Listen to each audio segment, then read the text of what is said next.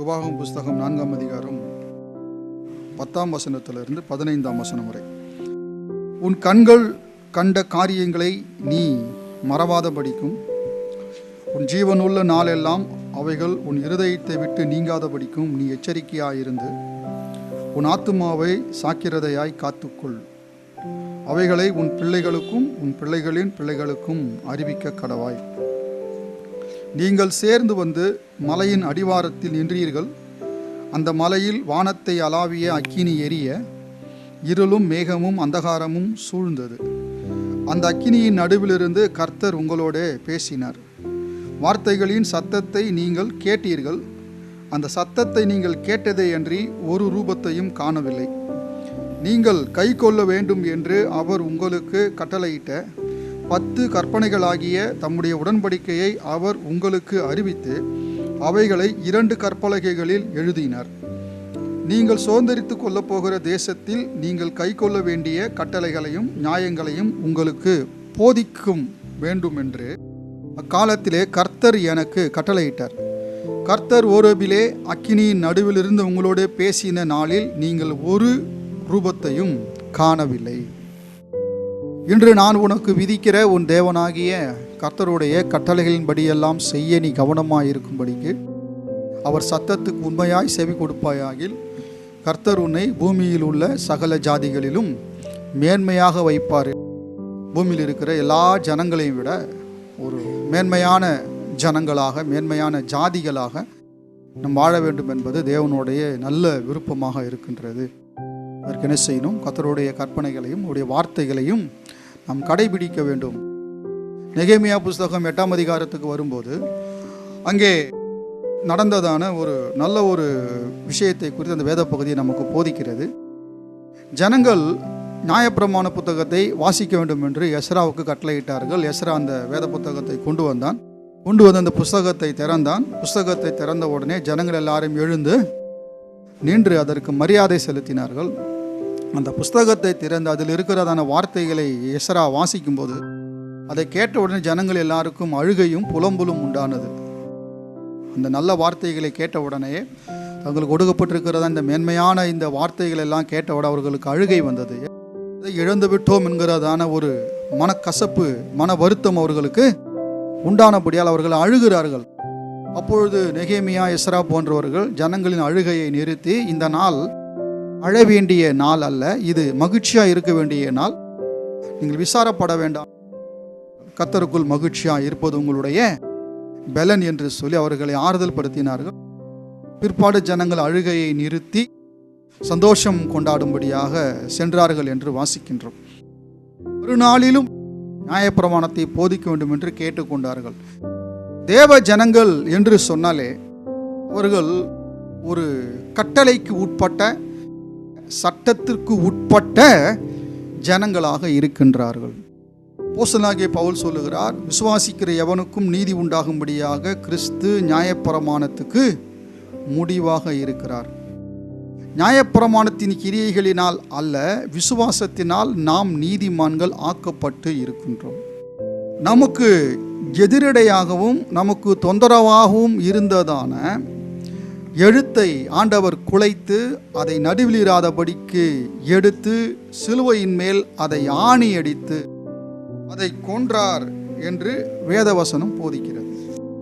இதை பேசினதான அப்போஸ்தலனாகிய பவுல் என்ன சொல்லுகிறார்? ஆனாலும் நான் கிறிஸ்துவுக்குள்ளாக நியாயப்பிரமாணம் இல்லாதவனாக இல்லாமல் கிறிஸ்துவின் பிரமாணத்துக்குள்ளானவனாக இருக்கிறேன். கிறிஸ்துவின் பிரமாணத்துக்குள்ளானவனாக நான் இருக்கிறேன். தேவன் நம்மை ஒரு விதியிலிருந்து வெளியே எடுத்து இன்னொரு விதிக்குள் தேவன் நம்மை கொண்டு வந்து வைக்கின்றார். ஒரு பிரமாணத்தை விட்டு தேவன் நம்மை விடுதலையாக்கி தேவன் நம்மை இன்னொரு பிரமாணத்திற்குள்ளே கொண்டு வந்து வைக்கின்றார்.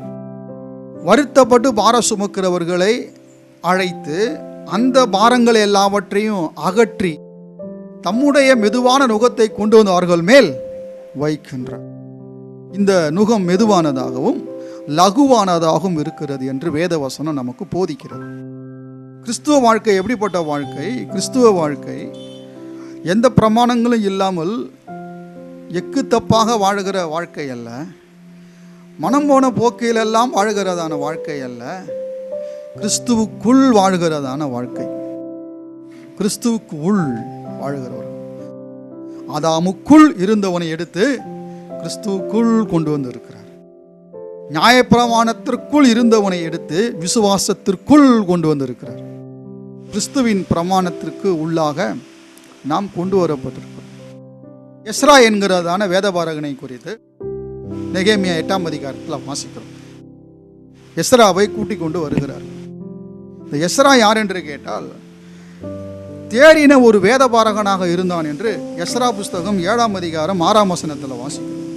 இந்த எஸ்ரா இஸ்ரவேலின் தேவனாகிய கர்த்தர் அருளின மோசேயின் நியாயப்பிரமாணத்தில் தேறின வேதபாரகனாக இருந்தான்.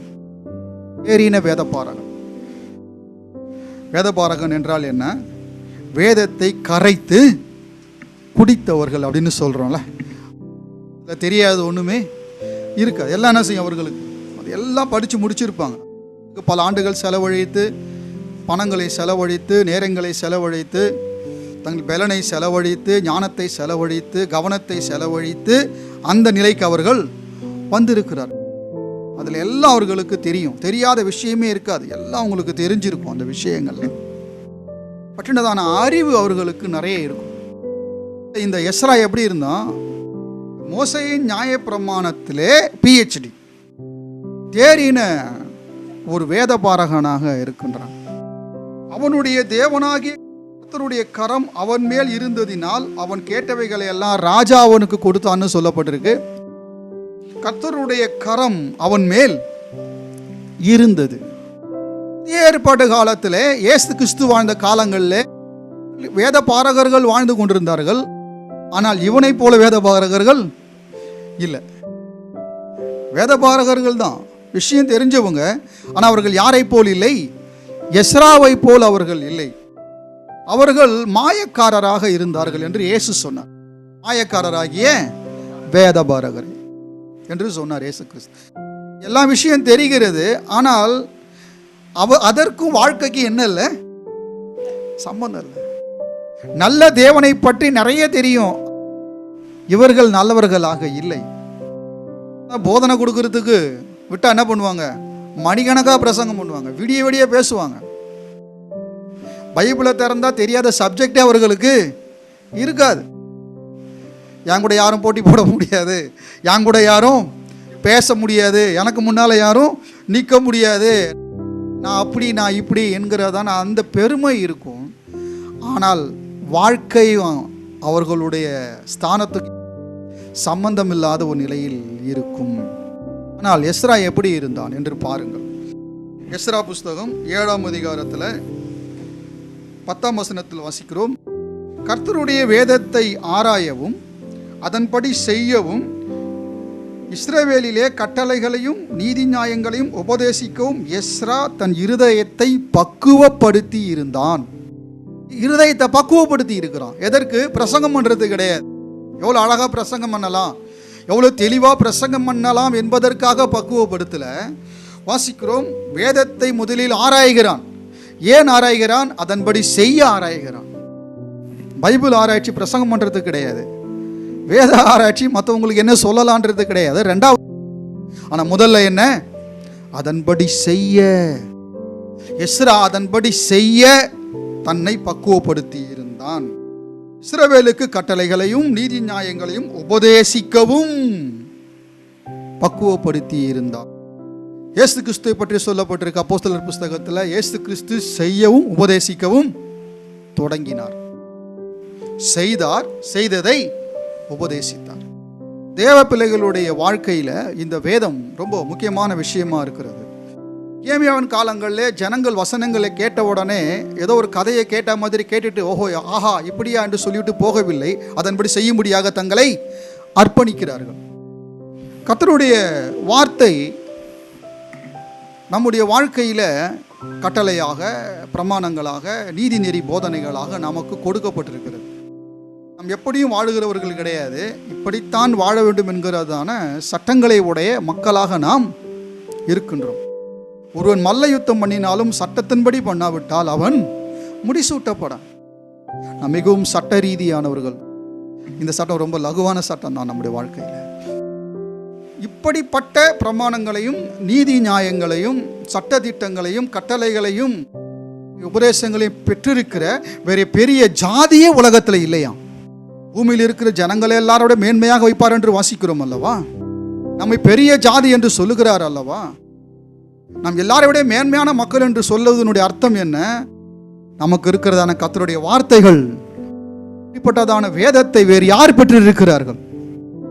உயிர்ப்பிக்கிறதான வார்த்தைகளை, வாழ்வு தரும் வார்த்தைகளை, அறநெறி போதனைகளை, நல்ல ஜீவ வார்த்தைகளை வேறு எந்த ஜனம் கிடையாதுங்க. இதை போல் வேறு எதுவுமே இல்லை. என் தேவனை போல் வேறு ஒரு தேவனும் இல்லை, என்னை போல் வேறு ஒருவரும் இல்லை என்று ஆண்டவர் சொல்லுகிறார். இதை போல வேறு ஒரு வாழ்க்கை முறை இந்த உலகத்திலே இல்லவே இல்லை. இப்படிப்பட்டதான ஒரு உயர்ந்த வாழ்க்கையை தேவன் நமக்கு தந்திருக்கிறார். இஸ்ரவேல் ஜனங்களுக்கு தேவன் தன்னை எப்படி வெளிப்படுத்தினார்? நீங்கள் சேர்ந்து வந்து மலையின் அடிவாரத்தில் நின்றீர்கள். அந்த மலையில் வானத்தை அளாவி அக்கினி எரிய இருளும் மேகமும் அந்தகாரமும் சூழ்ந்திருந்தது. அந்த அக்கினியின் நடுவிலிருந்து கர்த்தர் உங்களோட பேசினார். கர்த்தர் தம்முடைய ஜனங்களோடு கூட பேசுகிறார். பயங்கரமான தேவனாகவும் பிரம்மாண்டமான தேவனாகவும் பார்க்கிறேன். பக்கத்திலே போகவே முடியாது, அவ்வளவு ஒரு பயங்கரமான தேவன். தான் எவ்வளவு பெரியவர், தான் எவ்வளவு பிரம்மாண்டமானவர், தான் கொடுக்கிறதான வார்த்தைகளும் கட்டளைகளும் சட்டங்களும் திட்டங்களும் பிரமாணங்களும் எவ்வளவு உன்னதமானது, எவ்வளவு உயர்ந்த ரகமானது என்பதை காண்பிக்க முடியாகத்தான் கர்த்தர் அக்கினியின் நடுவிலே இருந்து பேசினார். நம்மால பார்க்க கூட முடியாது அந்த காட்சியை. அக்கினியின் நடுவில் இருந்து பேசுகிறார் தேவன். இப்படிப்பட்ட சத்தத்தை வேறு ஜாதி கேட்டது உண்டா என்று கேட்கிறார் கடவுள். அக்கினியை ஜனங்கள் மூட்டுகிறார்கள், நெருப்பை ஜனங்கள் கொளுத்துகிறார்கள். இங்க தேவன் கொளுத்துகிறார். யாரோ மனுஷங்க திரியெல்லாம் வச்சு எண்ணெயை ஊதி கொளுத்திக்கிட்டு அந்த மலை மேல. தேவன் தீபங்களை கொளுத்துவது இல்லை, ஏதோ மனுஷர்கள் செய்கிற வேலை இல்லை. இது தேவன் எரிகிறார். அக்கினியை தேவன் பற்ற வைக்கிறார். அக்கினியிலிருந்து கர்த்தர் பேசுகிறார். தேவனுடைய வார்த்தைகள் எல்லாம் அக்கினியாக இருக்கிறது. அக்கினிமயமான வார்த்தைகள், கரங்கள் இருந்து அக்கினிமயமான பிரமாணங்கள் உங்களுக்காக கொடுக்கப்பட்டது. அக்கினிமயமான பிரமாணங்கள் என்றால் என்ன? அக்கினி எங்கெல்லாம் செல்லுகிறதோ அது எல்லாவற்றையும் அக்கினியாக மாற்றிவிடும். அது வேலை அதானே. வார்த்தைகள் அக்கினியாக அனுப்பி மனிதனை பற்ற வைக்கிறார், மனிதனை எரிய வைக்கிறார் தேவன். இதை பார்த்துட்டு ஜனங்க சொன்னாங்க, அந்த கடவுள் எங்களோடு கூட பேச வேண்டாம், பேசினால் நாங்கள் செத்து போவோம். ஏனென்றால் பக்குவம் அடையல, இன்னும் பயம் அவர்களுக்கு. 4ஆம் அதிகாரம் 5ஆம் வசனத்தில் வாசிக்கிறேன். உங்கள் தேவனாகிய கர்த்தரை பற்றி கொண்ட நீங்கள் எல்லாரும் இன்று வரைக்கும் உயிரோடு இருக்கிறீர்கள். நீங்கள் சுதந்தரித்துக் கொள்ளும்படி பிரவேசிக்கும் தேசத்தில் நீங்கள் கை கொள்ளும் பொருட்டு என் தேவனாகிய கர்த்தர் எனக்கு கற்பித்தபடியே நான் உங்களுக்கு கட்டளைகளையும் நியாயங்களையும் போதித்தேன். இவைகளை கை கொண்டு நடவுங்கள். ஜனங்களின் கண்களுக்கு முன்பாகவும் இதுவே உங்களுக்கு ஞானமும் விவேகமுமாய் இருக்கும்.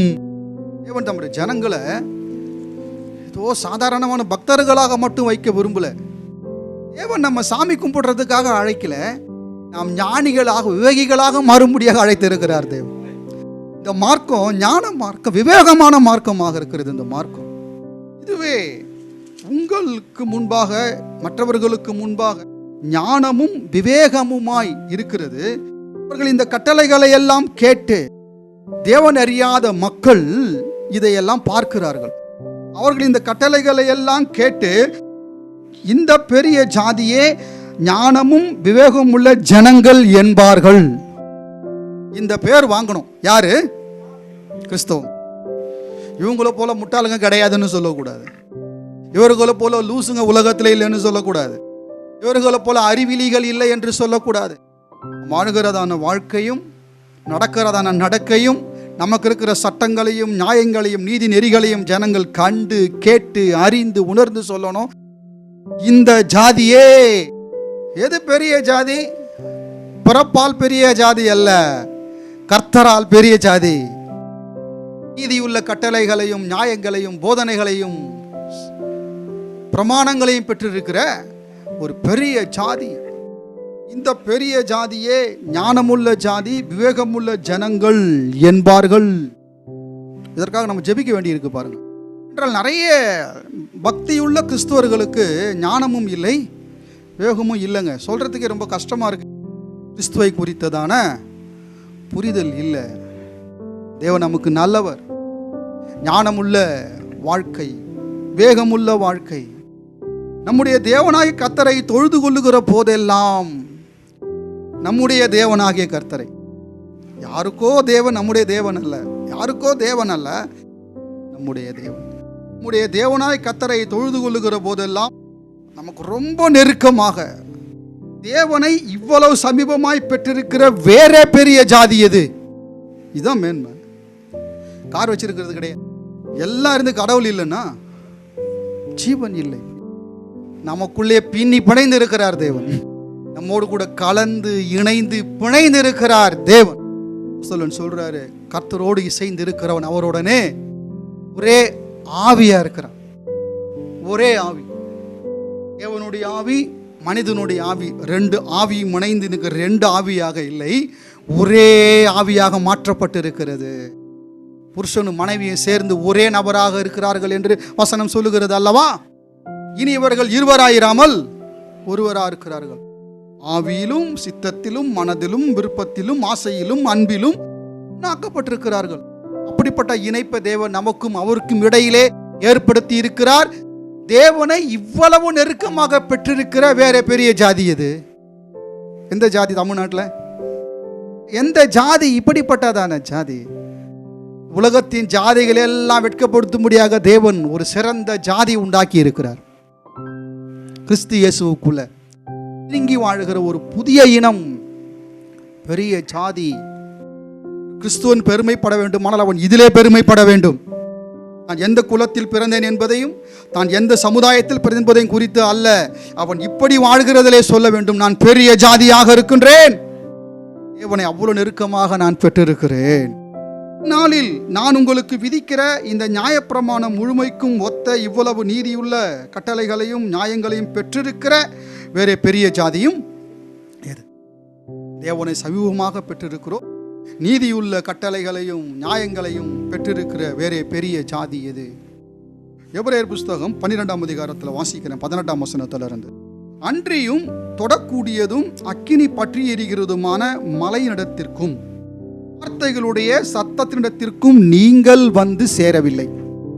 இந்த சத்தத்தை கேட்டவர்கள், அவங்களுடைய ரெஸ்பான்ஸ் எப்படி இருந்தது? அந்த சத்தத்தை கேட்டவர்கள் பின்னும் தங்களுக்கு வார்த்தை சொல்லப்படாதபடிக்கு வேண்டிக் கொண்டார்கள். கர்த்தர் பேசுறாரு, இந்த சத்தத்தை கேட்ட உடனே அவங்க ரெஸ்பான்ஸ் என்ன? கர்த்தர் பேச வேண்டாம், கர்த்தர் பேச வேண்டாம் என்று வேண்டிக் கொண்டார். நீங்கள் வேண்டிக் கொள்ளுவீங்களா கர்த்தர் பேச வேண்டாம் என்று? அது எரிச்சலாக இருந்தால் வேண்டிக் கொள்ளுவீங்க, அது புரியாமல் இருந்தால் வேண்டிக் கொள்ளுவீங்க, அது உங்களுக்கு தொந்தரவாக இருந்தால் வேண்டிக் கொள்ளுவீங்க, அது உங்களை டார்ச்சர் பண்ணால் வேண்டிக் கொள்ளுவீங்க. தயவுசெய்து என்ன செய்யாதீங்க, பேசாதீங்க. நிறைய பேருக்கு அப்படி தான் இருக்குது கர்த்தருடைய வார்த்தைகள். சிலர்லாம் பேசுகிறாங்க கர்த்தருடைய வார்த்தைகளை, பேசாதீங்கன்னு சொல்லலாமா இருக்குது. நமக்கு பேசாமல் இருக்க வேண்டிக் கொண்டார்கள். வேத வசனம் தான், அக்கினிமயமான வார்த்தைகள் தான், கர்த்தருடைய வார்த்தைகளை தான் அறிவிக்கிறாங்க. என்ன செய்ய முடியல, நம்மால் கிரகித்து கொள்ள முடியல.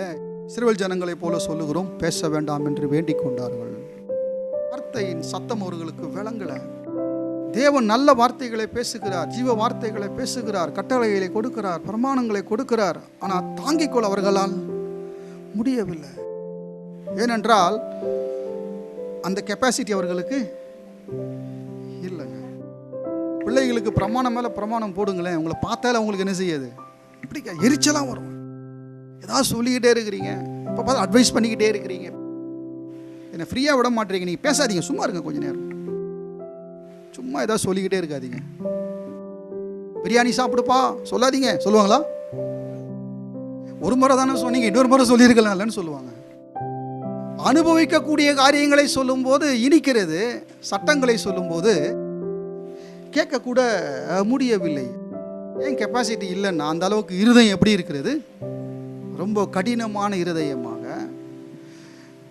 மோசமான இருதயமாக, திருக்குள்ள இருதயமாக, ஏற்றுக்கொள்வதற்கு சம்மதிக்க முடியாத நிலையில் அந்த இருதயம் இருக்கிறது. பாவம் அந்த இருதயத்தை அப்படி ஆக்கி வைத்திருக்கிறது. தேவன் கிறிஸ்துக்குள்ள என்ன செய்கிறார்? முதல்ல பிரமாணங்களை கொண்டு வந்து வரிசையாக அடுக்கி விடாம அந்த இருதயத்தை முதல்ல புதியதாக மாற்றி விடுகிறார். அந்த இருதயத்தை சரியாக்குகிறார், அந்த இருதயத்தை பக்குவப்படுத்துகிறார். எஸ்ராவை எப்படி இருதயத்தை பக்குவப்படுத்தும்படியாக செய்திருந்தாரோ அதே போல இருதயத்தை பக்குவப்படுத்துகிறார். இருதயத்தை பக்குவப்படுத்தி விட்டு பிரமாணங்களை கொண்டு வந்து உள்ளே வைக்கிறார். நீங்களோ சீயோன் மலைநடத்திற்கும். சில இடங்களில் இந்த வார்த்தை என்ன செய்யக்கூடாது, சொல்ல முடியாது. இந்த வார்த்தையை நம்மலாம் பாட முடியாது. இதை பாடுறதுக்கு என்ன வேணும்? ஒரு ட்ரெஸ்ஸு வேணும், ஒரு தகுதி வேணும், ஒரு இடம் வேணும், ஒரு அமைப்பு வேணும், ஒரு நிர்வாகம் வேணும். ஏன்னா பட்டாப்பாட்டு கொடுத்தாச்சு. இந்த வார்த்தையை அங்கே தான் பயன்படுத்தணும். ஆனால் நிருபக்காரன் சொல்கிறாரு, சீயோன் மலையின் இடத்திற்கு வந்து சேர்ந்தீர்கள். போகிறதுக்கு முயற்சி பண்ணுங்கள்னு சொல்லலை, போகிறதுக்கு ட்ரை பண்ணுங்கன்னு சொல்லலை, போகிறதுக்காக ஜெபித்து கொள்ளுங்கள்னு சொல்லலை, வந்து சேர்ந்தீர்கள். சீயோன் மலையினிடத்திற்கும் ஜீவனுள்ள தேவனுடைய நகரமாகிய பரம எருசலேமினிடத்திற்கும் 1000-10,000 தேவ தூதர்களிடத்திற்கும் பரலோகத்தில் பேர் எழுதியிருக்கிற முதற் பேரானவர்களின் சர்வ சங்கமாகிய சபையினிடத்திற்கும் யாவருக்கும் நியாயாதிபதியாகிய தேவனிடத்திற்கும் பூரணராக்கப்பட்ட நீதிமான்களுடைய ஆவிகளினிடத்திற்கும் புது உடன்படிக்கையின் மத்தியஸ்தராகிய இயேசு கிறிஸ்துவினிடத்திற்கும் ஆபேலுடைய ரத்தம் பேசினதை பார்க்கிலும் நன்மையானவைகளை பேசுகிற ரத்தமாகிய தெளிக்கப்படும் ரத்தத்தினிடத்திற்கும் வந்து சேர்ந்தீர்கள். மோசே சொன்னார், இவ்வளவு நியாயங்களையும் நீதிகளையும் பெற்றிருக்கிறவரே பெரிய ஜாதி எது? இதை விட பெரிய ஜாதி எது? இன்றைக்கு அப்போஸ்தலர்களும் தேவனுடைய பிள்ளைகளும் தேவனுடைய ஊழியர்களும் கர்த்தருடைய வசனத்தை பேசுகிறதான நானும் என்னை போன்றவர்களும் தேவனுடைய பிள்ளைகளும் சொல்லுகிறார்கள், இப்படிப்பட்டதான வாழ்க்கையை பெற்றிருக்கிற வேற பெரிய ஜாதி எது? சிலர் சொல்றாங்க, கிறிஸ்துவ வாழ்க்கை பிரம்மாண்டமா இல்லையே, பகட்டு இல்லையே, பிரம்மாண்டம் இல்லையே, கிறிஸ்துவத்தில் பண்டிகை இல்லையே, கிறிஸ்துவத்தில் அலங்காரங்கள் இல்லையே, கிறிஸ்துவத்தில் ஊர்வலங்கள் இல்லையே. என்ன மார்க்கம் அந்த மார்க்கம்? நாம் எங்கே வந்து சேர்ந்திருக்கிறோம்? இந்த விசுவாசமும் இந்த நம்பிக்கையும் ஒவ்வொரு நாளையும் பண்டிகையாகவே மாற்றி இருக்கிறது. ஒவ்வொரு நாளும் பண்டிகையில் வாழ்ந்து கொண்டிருக்கிறதை போன்ற மனநிலையை தேவன் நமக்கு தந்திருக்கிறார். ஆபேலுடைய ரத்தம் பேசினதை பார்க்கலும் மேன்மையானவர்களே பேசுகிற ரத்தமாகிய தெளிக்கப்படும் ரத்தத்தினிடத்திற்கும் அந்த ரத்தம் பேசுகிற ரத்தமாக இருக்கிறது. ரத்தம் தெளிக்கப்பட்ட ரத்தம் மட்டும் கிடையாது, சிந்தப்பட்ட ரத்தம் மட்டும் கிடையாது, நம் பாவங்களை கழுவுகிற ரத்தம் மட்டும் கிடையாது, அந்த ரத்தம் பேசுகிற ரத்தம். அந்த ரத்தம் சிந்தப்பட்டபடியால் நமக்கு என்னென்னலாம் இருக்கிறதோ அதையெல்லாம் அந்த ரத்தம் நமக்கு பேசிக்கொண்டே இருக்கிறது. அது பேசுகிற ரத்தம், அது நம்மோடு கூட பேசுகிறது. பேசுகிறார் நம்மோடு கூட. அந்த பேச்சு என்ன செய்கிறது? அந்த பேச்சு நமக்குள்ளே என்ன செய்கிறது என்று தேவன் நாம் எப்படி இருக்க வேண்டும் என்று சித்தம் கொண்டு இருக்கிறாரோ அந்த சாயலுக்கு ஒப்பாக அந்த பேச்சு நம்மை மறுபடுத்துகிறது.